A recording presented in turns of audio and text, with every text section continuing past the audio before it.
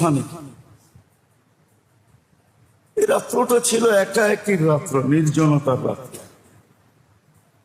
একা একই বৈশাখ, এই বরকতময় রাত্র নিজেকে পরিপূর্ণভাবে রমজানের প্রস্তুতি নেওয়া, গুনাহ খাতা আল্লাহর সাথে মাফ করানো, নফল ইবাদতের মাধ্যমে ভিতরে একটা যোগ্যতা পয়দা করা। ওই রাত্র থেকে নিয়ে রমজান পর্যন্ত পেলেন কিন্তু ভিতরের শক্তিতে ওরে, এটা জানেন? মনে হয় বুঝাইতে পারিনি। পেলেন কোন শক্তি দিয়া ওরে? না বাইরের শক্তি দিয়া? হ্যাঁ, বাইরের কোন শক্তি প্লেনের পক্ষে থাকে না, সব বিরুদ্ধে। মেঘ থাকে, বাতাস থাকে, উপরে যখন উঠে তখন শূন্যের চাপ থাকে, টেম্পারেচার কমতে থাকে,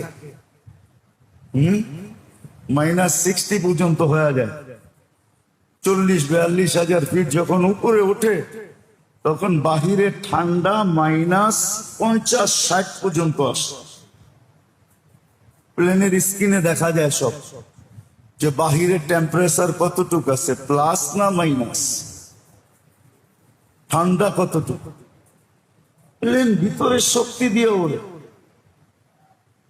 নিসফু মিন শাবান এই জন্য আসছিল যে রমজান আসতেছে, তোমাকে চলতে হবে, তুমি ভিতরের শক্তিটা অর্জন করো।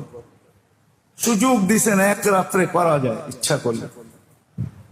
ওই পাওয়ার অর্জন করা যায় এক রাত্র থেকে নিয়ে 15 দিন পর্যন্ত। ওই পাওয়ার অর্জন করা যায়।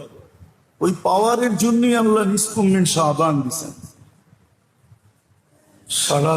সারা রাত্র নির্জনে বসা আল্লাহর সাথে তোমার সম্পর্কগুলা ঠিক করো, তওবা ইস্তেগফার করো, চোখের পানি ঝরাও, নফল ইবাদত করো।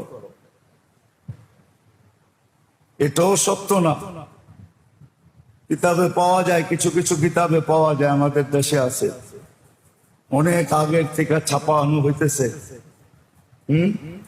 আখলাকুল মুহসিনিন না জানি কি বাংলা কিতাব পাওয়া যায়। এই 2 রাকাত, সেই 2 রাকাত, ওই 2 রাকাত, সেই 2 রাকাত, বিভিন্ন বুজুর্গদের নামে অমুকে বলছে।